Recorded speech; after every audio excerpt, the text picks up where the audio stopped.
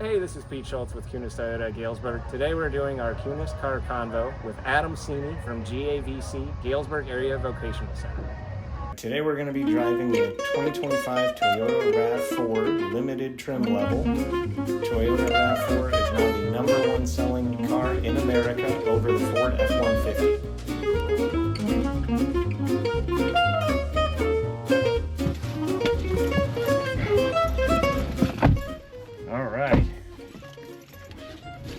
All right, Adam. Well, thanks for, first off, thanks for going on this today. Absolutely. I know obviously it's a big day for you, prepping for teachers to be back in the class, so. It is, but anytime we can talk CTE and GAVC, I'm all about it. Right. All right. Well, guys, I am Pete Schultz. I'm the general manager at Kunes Toyota of Galesburg, and we are riding around today with Adam Sini, the director? That's correct. Director of GAVC. So let's make it simple, actually. If you want to start, what does GAVC stand for? GAVC is the Galesburg Area Vocational Center, and just kind of 30,000 foot view. We are the general idea, the CTE, Career Technical Education Hub for all high schools in Knox, Warren, and Henderson County. So any junior or senior in those high schools, and there's 9 of them, is able to come to GAVC to take classes as they fit in their schedule. So how did you get associated with GAVC? How'd that start? So I was the junior high school principal at Rova for 4 years, and this job came open. My predecessor retired, and while I was at Rova, we had some pretty good CTE programs, so I kind of realized my passion for it while I was there, and this job came open, and I applied and interviewed for it, and the rest, as they say, is history. So, how long have you been with GAVC? Getting ready to start year 4. Okay. Which is kind of crazy. Feels like some days it feels like just yesterday, and some days it feels like it's been longer than 4 years. But yeah, this is year 4. Okay. Awesome. So what's your vision for GAVC, and how do you see it shaping students' futures? My philosophy is we need to provide students with as much information as possible to help them make an as informed decision as possible, and so continuing to provide students with opportunities no matter what their future may hold.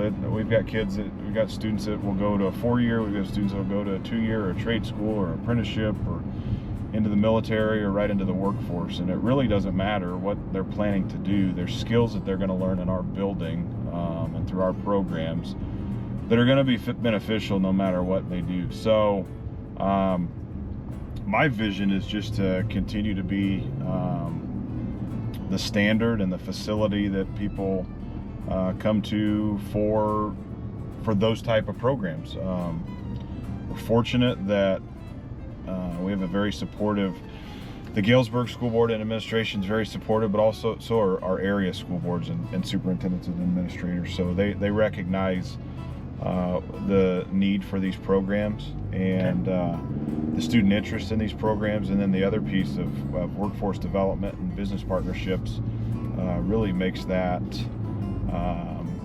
kind of completes that circle, if you will, to show our students, hey, these are some of the potential careers or pathways for you by doing these, by completing these programs or being involved in these programs. So just to continue to be that piece for our area students. I really truly believe that we're the top of the funnel for workforce development, both locally and across the state in terms of career and technical education.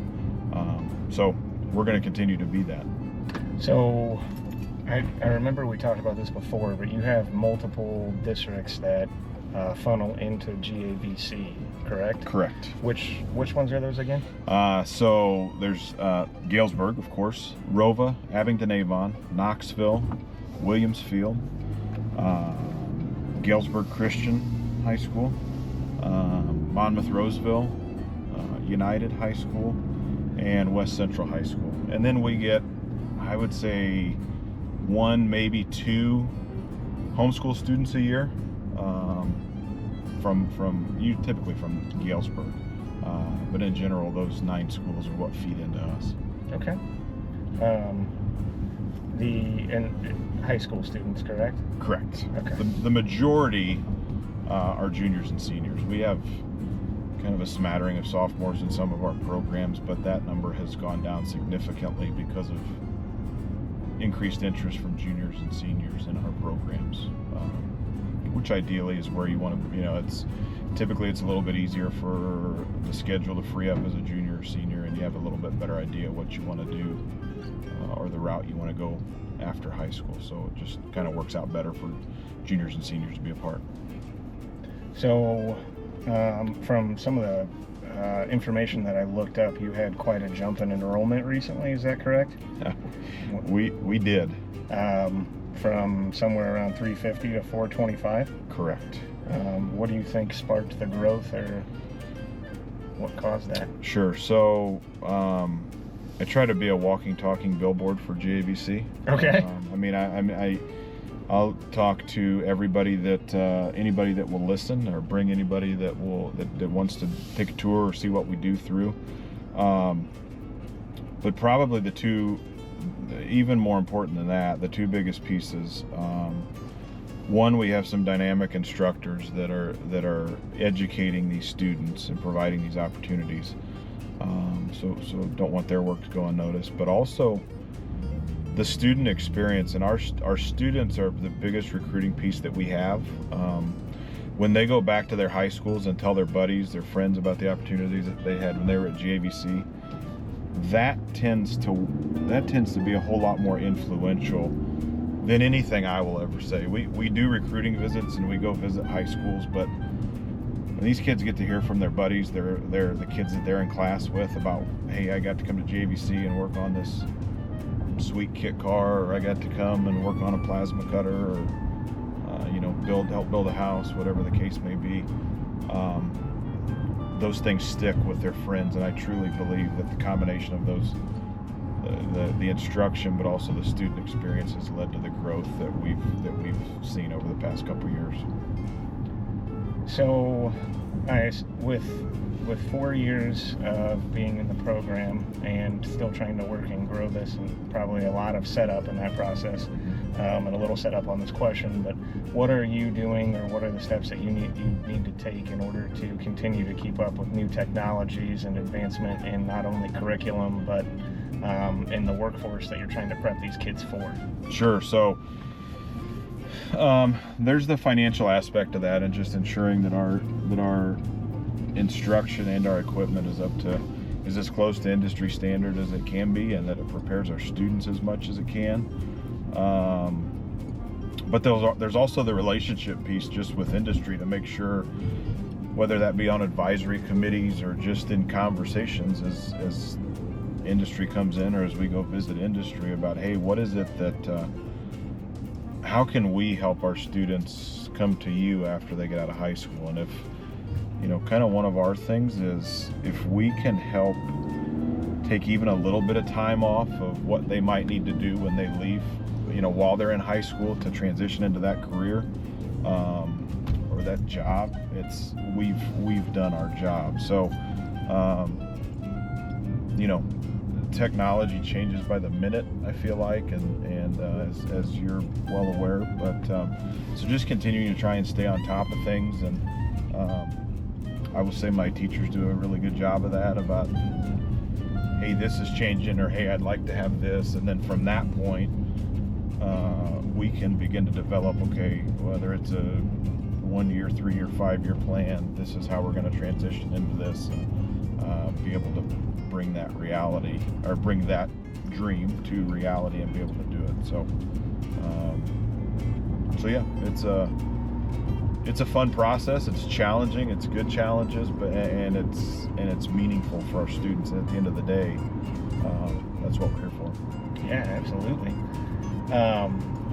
You mentioned it, and I saw a little bit on the website that you have classes with things with like drones and AR and VR, which is cutting edge technology, obviously, and staying advanced. How do you decide when to bring in new tech programs like that?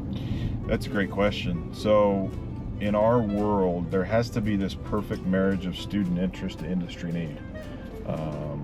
So when we, you know, it does us no good to dump a significant, it's not fiscally responsible to dump a lot of money into a program that either there's not a lot of jobs for or there's not a lot of student interest. Okay. If that makes sense. Absolutely. So I really don't feel like that's a responsible use of funds. So there's got to be this good marriage. So we talk to industry, and I survey students about once every 2 years.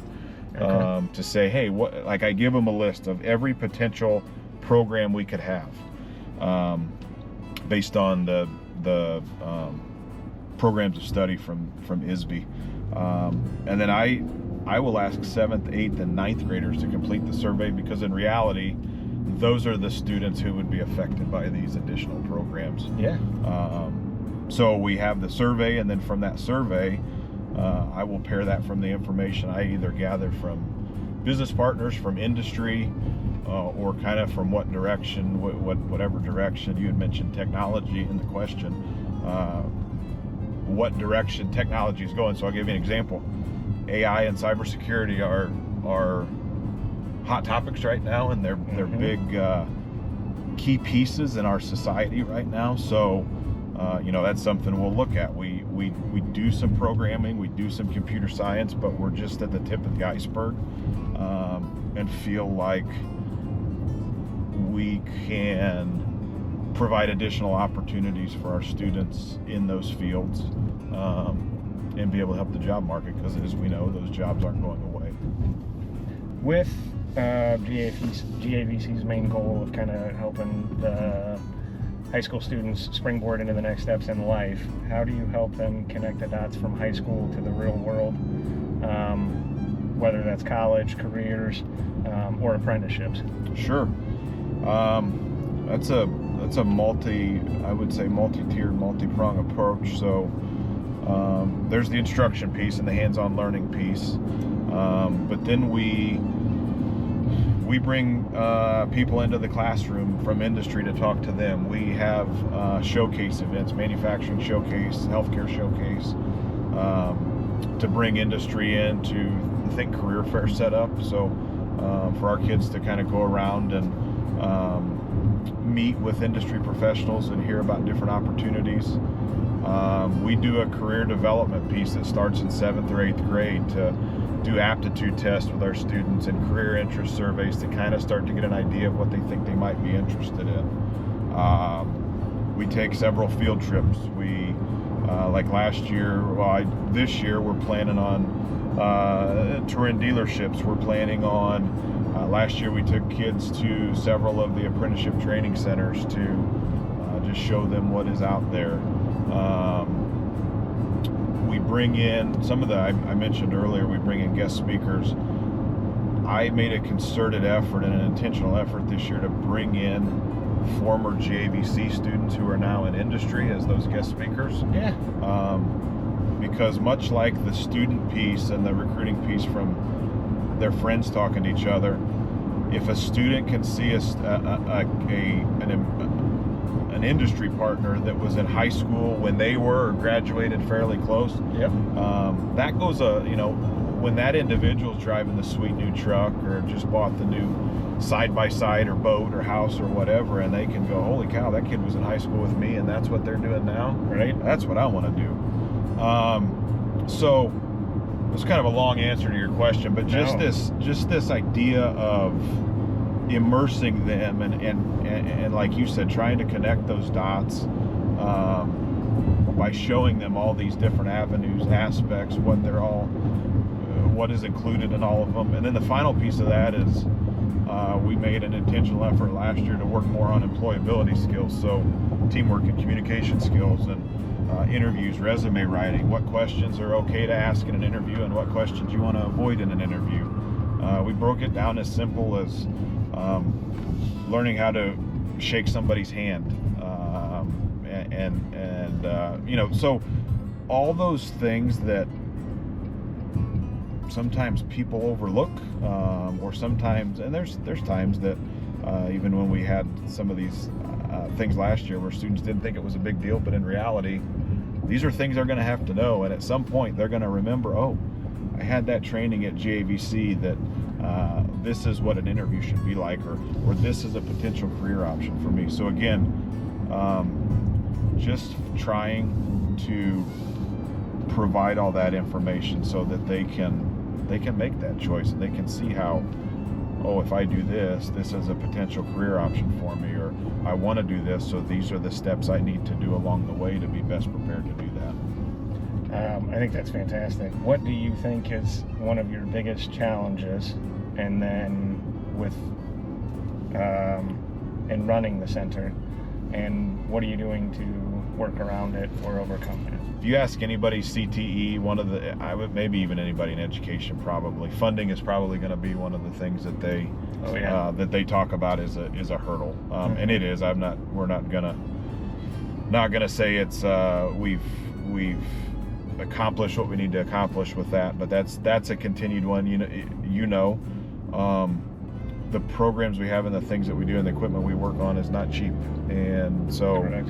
So being able to keep it up to date and as close to industry standard as we can at times be a challenge. We've been with some of our grants and some of our increased enrollment, we've been able to keep up with that and add some new things over the past couple years. So hopefully that will continue to be the case. And then just trying to get creative, with increased enrollment means increased interest in applications, which means you're getting to the point where you're turning students away because you don't have space for them. So again, that's a great problem to have. But just continuing to find ways to get creative and find ways of how to be able to increase that enrollment, and doing so in a way that is responsible of the resources we have, and both fiscally and physical resources. So again, those are all fun challenges to me, trying to figure out how we can continue to best serve our students. So looking ahead, are there any programs, upgrades, or big ideas in the pipeline for GAVC? So from a program addition standpoint, welding is a popular one, and we have a lot of kids that want to weld that we can't get into the program. So we're looking at what it may look like to expand that, hopefully in the near future. Cosmetology is a program that several students are interested in. We don't have a cosmetology program. Several area vocational centers across the state do. So that's definitely one that's one of those ones the student interest is extremely high. So we're looking at what that might look like. And then, like I said, just getting creative and what do we need to do to be able to keep up with the increased interest in the area. So I think one of the things that you've always had in our conversations is continuing to connect with the career or the industries or the manufacturers, dealerships, what you're trying to feed, the pipeline that you're feeding, you're trying to make sure that you're keeping the connection with those things. And I think one of the biggest things that's benefited you, in my opinion, is the fact that you had that forethought to do that, and that's what's going to keep everyone in our industry, especially from my side of things, in manufacturing and everything else, wanting to continue to help you, is the fact that you're setting them up. Anybody that's coming out of the program, setting them up so well. So I want to give you kudos while I'm thinking of it for that thought process, because anybody that comes out of the program, in my opinion, with what you're teaching them is going to be light years ahead of someone that hasn't gone through it. Well, I appreciate that. Yeah, well, I think you're doing a fantastic job in that area. Appreciate it. There's a lot of good that's going on there. So for students or parents who might not be sure about what career or tech education they want to go into, what would you want them to know about GAVC and what you can offer? We offer things in a variety of different fields: construction, electrical, automotive, machining, AR, VR, drones, education, culinary, medical assisting, our CNA program, law enforcement, firefighting, welding. I know I'm going to forget something, but that gives you those parents and those students a pretty solid idea of everything that we have to offer. It's okay not to know what you want to go in. In fact, that's one of the things I love about our programs is that this is a very low risk way for high school students to either confirm that they want to do something, want to do the field they think they want to do, or confirm that they don't want to be. Every once in a while we'll have somebody come through nursing that really thinks they want to be a nurse, and they'll have to do something related to the CNA field, and they'll leave the classroom or the clinical that day and go, I thought I wanted to do this, but I really don't. And for us, that's just as much a victory as a kid confirming they want to do whatever field they're in. So I would say to those students, those parents, it's okay to not know to not have a clue what you want to do. Come check us out. Come take a tour. Talk to your counselor at your high schools. We have a group of very, very supportive counselors that are going to help students get here and take those programs that they want to take. So that would be the first step, to talk to the counselor. And then I am always up for people coming to take tours of our center. The best time to see what we do is when students are actually out in the shops, okay. As you've seen. So that's the best time to come through. But I'll walk anybody through. I've walked school boards through. I've walked legislators through. I've walked all of our administrators in our area have been through. We've had people from ISB come down and tour. Again, business part. It doesn't matter.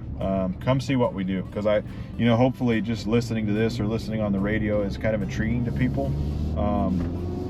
But seeing it with your own eyes goes leaps and bounds further than just listening to me talk about it. So yeah, come check us out. Well, we're definitely, so the next thing on our docket is to give a little tour to everybody and see a little bit. So that's right. To actually see hands-on a little bit, because I've been very impressed with it. So I definitely want to share that a little bit as well in this video, so everybody can see what you have and what's available right at their fingertips, quite frankly. Already included with what they're doing in the school district and things like that. So that's huge. Yeah, absolutely. This is Galesburg Area Vocational Center. As you can see, we're going to come through and take a tour.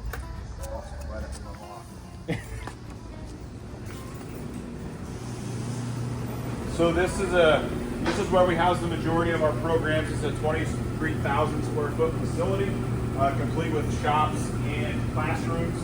Each of our programs has a classroom, but there's a reason our shops are significantly bigger than our classroom, because we want our kids out here. Our kids come to us because they like hands-on activities, and they want to be out here in the shops more than anything. So the shop we're in right now is our automotive shop. We have a 2-year automotive program.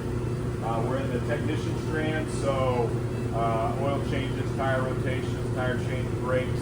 A lot of the stuff is what our kids get to do. Sometimes we do some stuff they get to bring their cars in and do some stuff, which is quite an appealing piece. Some kids think they need to bring their vehicle in every day because they need something, but it's really neat to watch them work on their own vehicle. This is the best part of the program, guys. There you go. We took this a step further in Auto 2. We've done some internship and some job shadowing opportunities, so we're excited to continue that this year. Our kids have really enjoyed it, and it's given opportunity for our business partners to see what our kids can offer in person. So probably the coolest thing about this program, this is Factory 5 MK4 kit car. It's a Cobra replica. We got it in December of 23. Came with the body, the frame, and about 40 or 50 boxes. And our kids get to assemble it over the course of, we think it'll take 2 to 2.5 years. Fingers crossed it'll be up and running before the end of this calendar year. So 427 big block. That is a 302. I had to wrestle my automotive instructor as to what engine he wanted. So small block. But just a really neat. You talk about a recruiting piece, right? When a student comes in here and realizes they get to work on that, it sells itself. The big discussion right now is what color we're going to paint. So that's been That's been an interesting discussion, but we're thinking black with white race stripes down the middle. So I was thinking Toyota red looks really good. you're right. Yeah, it's funny that various people have differing opinions. I know, it's weird how that happens. On color. I like to joke with people that they're building the director's new car. Right. You do have to roll up to all your events in that now, right? Well, it's funny you say that. We do a legislative day every year down in Springfield, and my goal at some point is to take that car down to that event so our legislators can see this is what we're doing in our programs. These are the opportunities our students get. This is a small engine shop that we share. So some of the classes in here are just Galesburg High School. So this is a small engine shop. We like our students to take this before they go into automotive. Not required, but it's just a great entry-level course for them to understand the components of engines and what they're going to, some of what they're going to do in that program. Not required because I can't require our area students to take small engines before they come here. So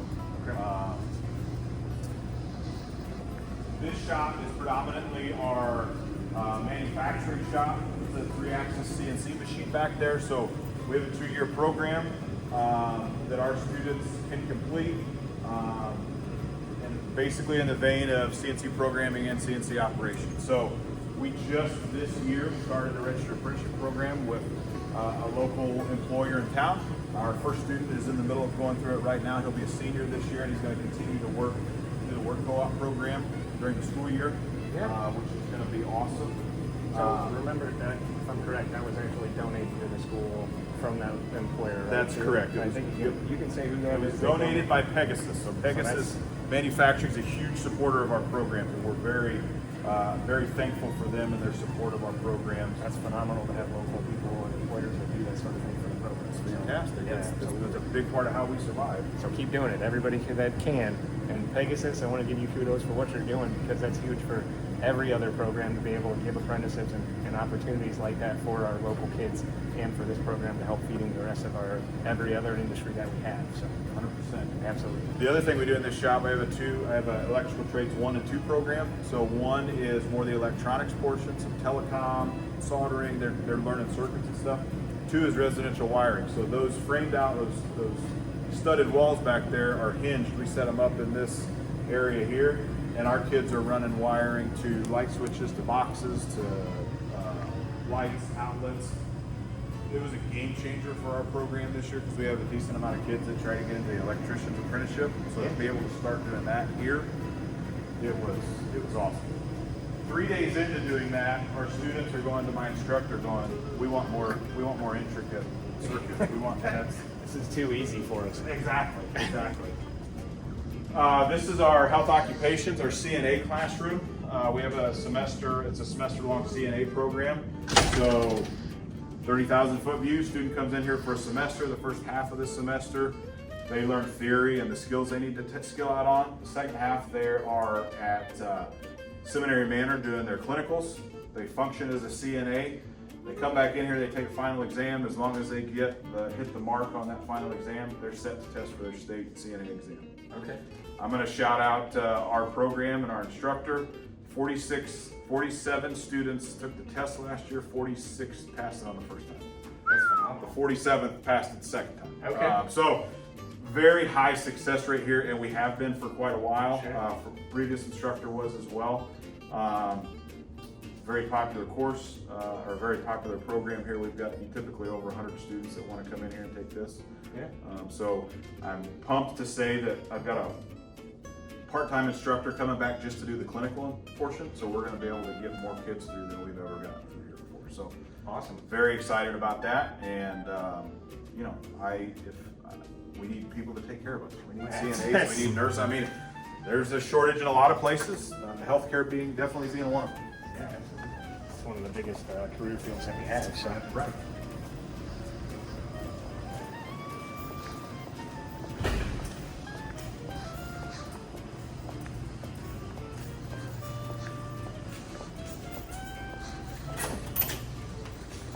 This is our high school wood shop. So Galesburg High School students take classes here, but we also have our building trades program in here. So up until this year, it's a 1-year program. I'm adding a second year to it this year. There's 4 students that have taken 1 that are coming back for 2. They're going to act like foremen on the job. Like they're going to have some leadership type responsibility. We also in this class in the first year of it test for their OSHA 10 card. Okay. Those 4 students coming back are going to have the opportunity to test for OSHA 30. So we have several programs, we have 5 or 6 programs that they test for the OSHA 10. And we realized last year that we've got students that take multiple of those programs. So if they already had their 10, we said, okay, we'll pay for the stuff for you to get your 30 if you will do it. We paid for 3 of them to get it last year, and all 3 of them got it last year. So very high success rate. And again, it's giving those kids, everything we do is certificate based, so they're going to get at least 1 certificate when they leave here. JVC students earned over 1,000 certificates last year, whether that's employability skills or industry certs, or we use a program called Precision Exams. Okay. The industry doesn't necessarily recognize that on the name, but the skills that those certificates list are skills that you would recognize. So that industry would recognize. So we want our kids to have quite a portfolio when they leave here to go out and say, hey, I took GAVC classes and these are the things, these are the skills I have, the industry certs or the certificates I have as a result of it. So some of those through Skills USA? Some of those are through Skills USA. We had a 3-axis programming student or some certs through Skills USA. Actually, thank you for bringing Skills USA up. We, GAVC, had our first ever national champion this year. Nice. Related technical math, Liam Dilly is his name. He'll be a senior this year. All right. Was able to go out to nationals, and he surprised me and my instructor with a message that said, with a picture of him with a championship, a champion medal on, and surprised that, not that I wasn't surprised that I knew he had what it took to win, but it's just like anything else. It's a fantastic message to get that we have a national champ. So we'll take this opportunity to say congratulations, Liam. So now he's got to go back and repeat again. So now he's got to repeat. That's exactly right. Like if you have the opportunity to go back, he's got to do it. So you set the bar, now you just got to raise it. Now you just got to raise it. Okay. Good luck. All right. I like that. That's awesome. Congratulations, Liam, on that for sure. Absolutely. Then we have some programs we offer outside of here. We offer welding and sandwork. And then the 2 of the programs that are probably 2 of our most unique, we have a firefighting program, a law enforcement program. So in the firefighting program, short of going on site to put out fires, our students get to do everything else a firefighter does. They don the gear, they train on the training tower out there with the theatrical smoke. They do some ride-alongs. They've done some ride-alongs in the past. Okay. And then law enforcement, we gear it towards patrolman and patrol officer and corrections. So we do a lot of things with criminal law. We practice traffic stops. We set up some really cool crime scene labs where our students have to walk through and solve the crime that our instructor has set up. So again, those programs are unique in that you can't go right out of here to be in those career fields. You gotta be 21 to be on the fire department or a police officer. But just unique opportunities for, like I tell kids all the time, like firefighting is like touch a truck for high school kids. Like who doesn't want to be a firefighter for like a third of their day? Like that's part of their, what I mean? That's part of their classes. So. Well, at least they do it for fun. Any kid wants to play with fire every once in a while. I mean, you want to make it and know how to put it out. Exactly. Think back to your 6-year-old self, right? Well, my 7-year-old was too much into that, I'll be honest with you. So Oliver, be careful, buddy. All right. Now the culinary program too is offsite, is that right? The culinary program is offsite. It's across the street at the high school. Can we go see that? Absolutely. All right, let's go do that real quick. We'll be back. Say that. This is a nice kitchen. It's seriously. So this is where we teach culinary. This facility, our building. I didn't say our building's 5 years old. This is the 4th year in this renovated facility. So there's commercial equipment back there that our students learn to use. They do everything from they'll begin with knife skills and safety and stuff like that. They do a scavenger hunt with all of the different equipment that they'll use, and then they work all the way through. By the end, they're grilling steak and chicken and cooking seafood. Do a lot of baking in here. I don't miss a whole lot of meals, so this is one of my. I'm not in here as much as I would like to be, but I love when I'm able to get in all my classes. But it's a bonus here to eat some baked goods and some. Get invited to the cupcake contest. Yeah, that's right. It's the cupcake contest every year, and when you have 6 groups of kids that all make cupcakes and you have to try them, it is difficult to eat 6 cupcakes. So, but you do it for the class. But I do it for the kids. Yes. We do it for the kids. But no, just we're very blessed to have the facilities that we have. There's been a definite buy-in and investment by our community, by our board, by businesses, and our administration, and it's awesome to be able to have these facilities for our kids to be able to use and be able to have the experiences that they're able to have. So we're going to continue doing what we're doing and keep doing good things for kids. Well, I for sure want to thank you for your time today, going through and everything like that. We want to be big spokespeople for the program too, so we're going to try to put the word out on everything. But like I said before, I think you're awesome in the position that you're in. You're a great spokesperson for GAVC and everything associated with it. So Appreciate it. Thanks for your time today. Absolutely. I really appreciate it. Anytime. All right. Anytime. Thank you. Yeah. All right, just want to say thank you so much to Adam and everybody at GAVC for everything they do for the community. Be sure to tune in next time for our next car convo.